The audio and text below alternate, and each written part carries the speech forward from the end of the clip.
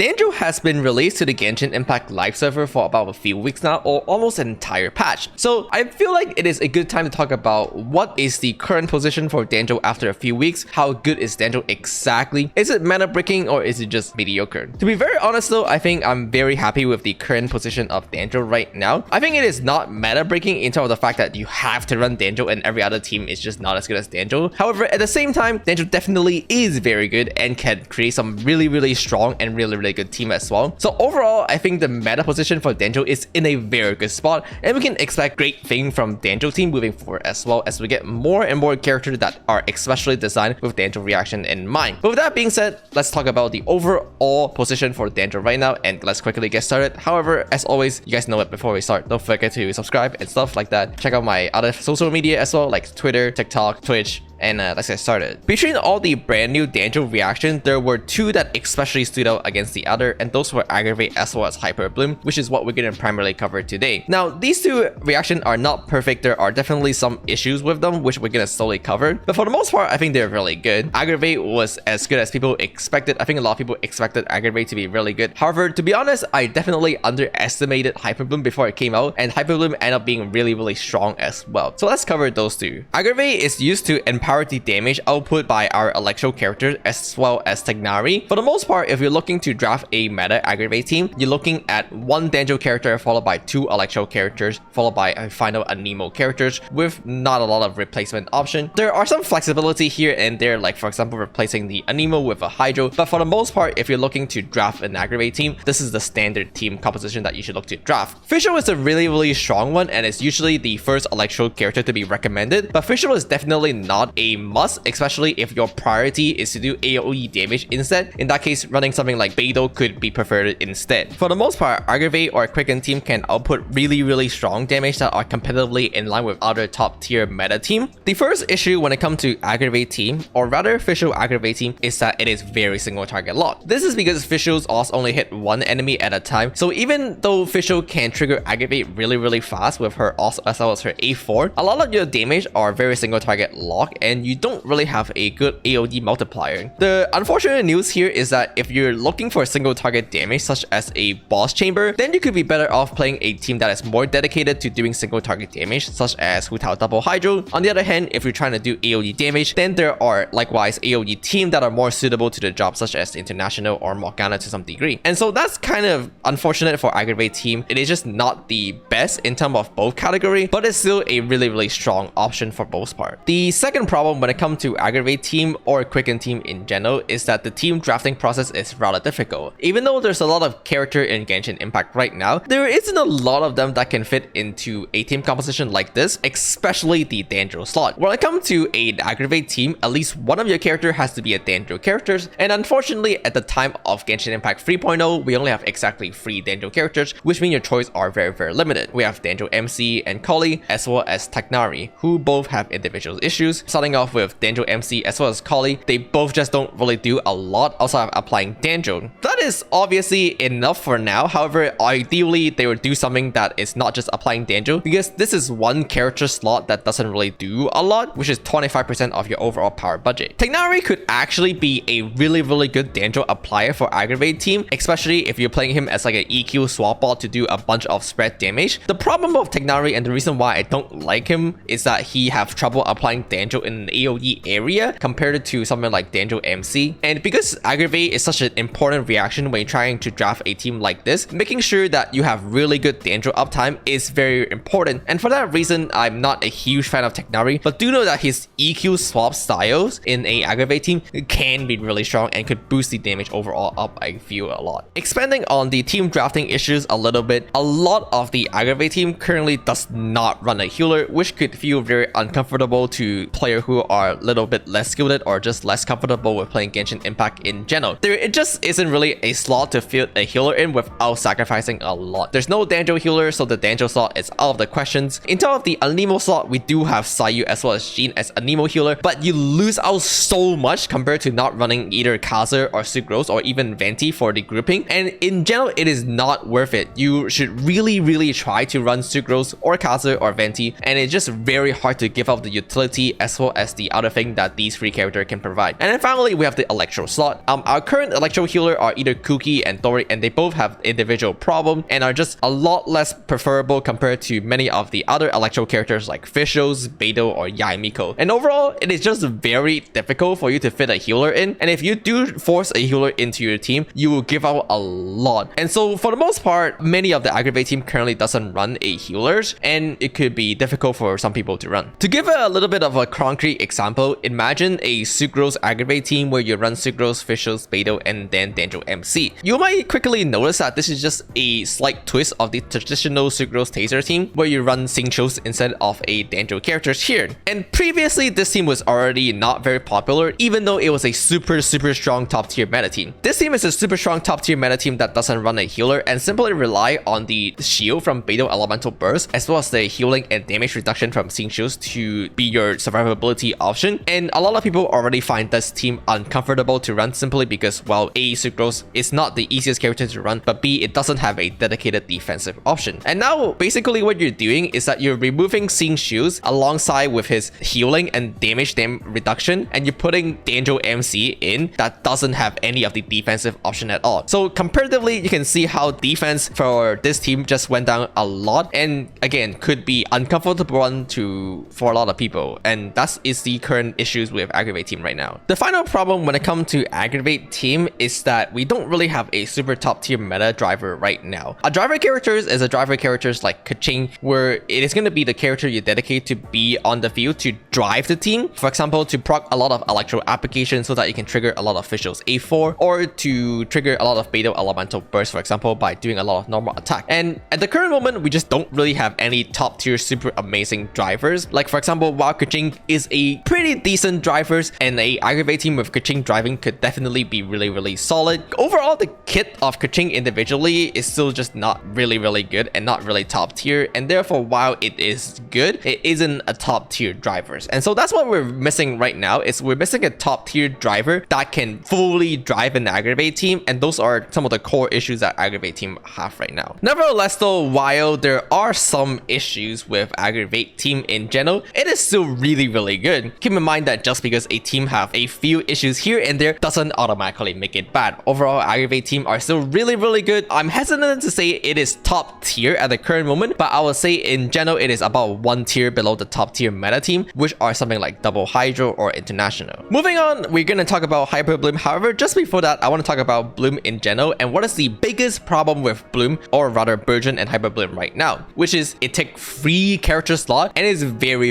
costly. While the Bloom reaction in general, especially Hyper Bloom and Burgeon, can do a lot of damage output, in general it comes at a really hefty cost, which is it costs you free character slot and you have to apply your element in the right order. So not only you need free characters to trigger it, you also have to make sure that your characters are applying the element fast enough to make it worth it, aka you need to be proccing your Bloom fast enough to trigger a lot of seed, and then your Electro character need to trigger Electro fast enough to proc all of those seed on time. And overall, it just make it not impossible, but rather difficult to optimize. To give you a little bit of a extreme example, imagine using a team like Dendro MC, Barbara, and Lisa. And while you can trigger Hyper Bloom in this team, it is just not really worth it because these three characters individually just doesn't really do a lot. And so you effectively using free character worth of resource to trigger the reaction, which is not really worth it because the payout, while it is big, it is not big enough to overcome the cost of using free character slot. So the first thing to make sure when it comes to drafting these kind of team is that your individual character are still really good. For example, starting off with the Hydro character slot, using a strong Hydro characters like Xingqius or Ayato should be the first thing that you think about when it comes to drafting these teams. Fortunately, the Electro character slot is not that bad because the only thing that matters when it comes down to the Electro slot is how often or how reliable are you at applying Electro onto those seeds to trigger the Hyper Bloom, and that makes character like Kuki or even full EM Raiden pretty solid because they are characters that have really fast Electro's attack attack, and they can build full elemental mastery. Keep in mind that when it comes to triggering the seed, your IC doesn't actually matter. So all it really matters is like what is your area of coverage on terms of your electro attack and how fast can you do your electro attack. And for Cookie and Raiden, they both have really good frequency when it comes down to their electro attack through their elemental skills, as well as the fact that they have really big area of coverage where Cookie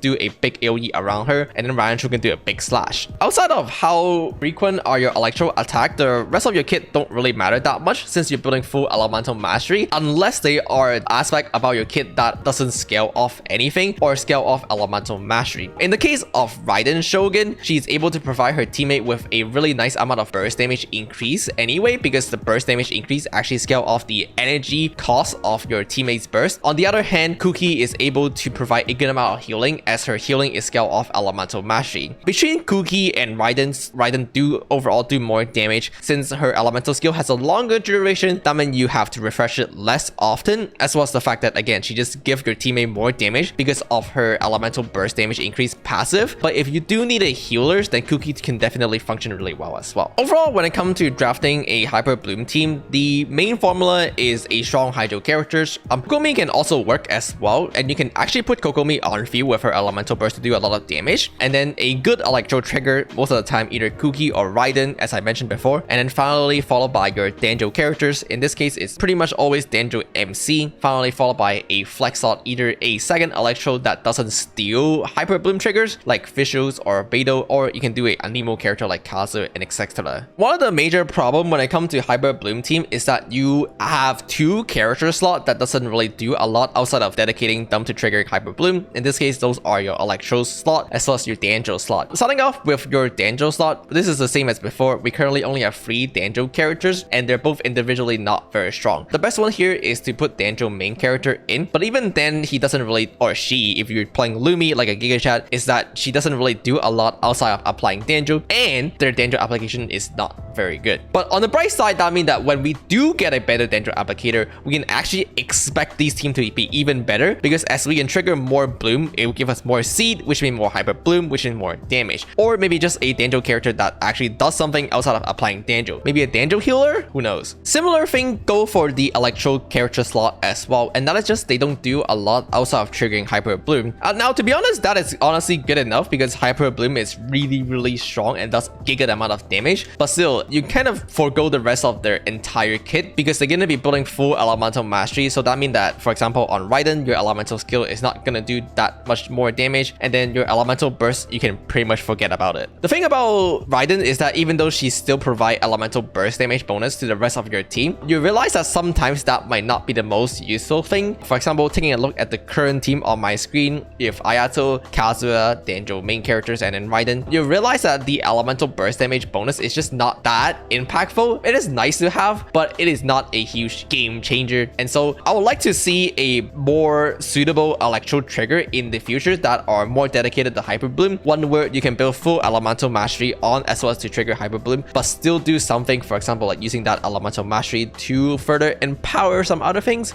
I don't know. Greatest thing about Hyper Bloom is that it doesn't damage yourself, unlike Bloom as well as Virgin. But in addition to that is that you can actually bring Cookie Shinobu, and it's a very solid placement in your team, which means that you can also get healing in your team, which is overall really good. So Hyper Bloom team is really strong, really solid. They're really easy to play, really good to draft. And in general, I would say they're about 1 to 2 tier below the top tier meta team, depending on which variation you're playing, which is really strong still. However, what I just talked about was using a Electro character to trigger Hyper Bloom. There's actually a alternative method to trigger Hyper Bloom, which is to use your Anemo character to trigger Hyper Bloom as well. In this case, we're talking about a character like Kazu and Sucrose, and can dramatically skyrocket your Hyper Bloom team potential and could be really strong. Recall how I was talking about when you build full elemental mastery on your Electro character to trigger Hyper Bloom, they kind of forego the rest of their kit, which is kind of unfortunate. However, in the case of Sucrose and Kazu, this is not the case, as both of these characters want to build elemental mastery to begin with. They want to build really high amount of elemental mastery, as well as the fact that they can both reliably be the Hyper Bloom trigger by doing a Electro infusion or the elemental burst, or in the case of Sucrose, just being a Giga Chat. For example, let's take a look at Sucrose Hyper Bloom. In this case, we build full elemental mastery on Sucrose as always, and you realize that instead of building full elemental mastery on an Electro character that probably doesn't appreciate as much. We're building full elemental mastery on a Nemo character that already wanted to build elemental mastery to begin with. So in this case, we're not really costing a lot to do our Hyper Bloom, and we're still individually bringing really strong top tier character that can function really well. And those are of course character like Sucrose, Fischl, and Sing Shields. And of course, while Dendro MC is not really super amazing as a Dendro characters, the trade-off here to proc Hyper Bloom is definitely worth it, as Hyper Bloom is a really strong giga damage reaction. And so Sucrose Hyper Bloom is honestly one of the best team in the game, probably right now, really top tier meta team, and is definitely rivaling the other top tier meta team. Overall, I think the introduction of Dendro was actually done really well. It is pretty solid with pretty promising future potential, depending on what kind of character we get. We are eventually gonna get more and more characters that are suitable to more Dendro reaction, which could be really interesting and fun to see how the game continuously evolve. But for now, Dendro definitely have some really solid use cases and really solid or strong team. So I think I'm again really happy with the way Dendro actually end up turning out. I think it is really nice addition from MiHoYo, and they've done a really good job on adding in Dendro. With that being said, let me know what you think about Aggravate as well as Hyper Bloom team in general. Obviously, unfortunately, I'm unable to cover the other reaction, but there isn't just really a lot. Like things like burning is just completely dead. So with that being said, as always, don't forget to like, comment, and subscribe. I appreciate a lot so much for watching my video as always. And again, don't forget to check out my other social media, and I'll see you guys all next time.